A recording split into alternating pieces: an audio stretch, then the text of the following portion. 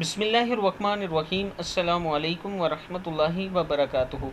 عابد راجہ channel کی طرف سے آج میں اپنے دوستوں کو ہر مشکل کی دعا بتاؤں گا۔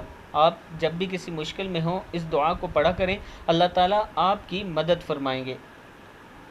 لیسن شروع کرنے سے پہلے میں اپنے تمام دوستوں سے گزارش کروں گا کہ جو ویڈیو آپ تک پہنچے آپ کا کام ہے کہ اسے آگے دوسروں تک شیئر کریں تاکہ یہ نیکی آگے پھیلتی جائے۔ تو شروع کرتے ہیں آج کا لیسن۔ بسم اللہ الرحمن الرحیم۔ مشکلات سے نکلنے والی دعا۔ اگر وہ تسبیح کرنے والوں میں سے نہ ہوتے تو وہ اس دن تک اسی مچھلی کے پیٹ میں رہتے جس دن مردوں کو زندہ کیا جاتا۔ وہ دعا یہ تھی جو حضرت یونس علیہ السلام نے پڑھی تھی۔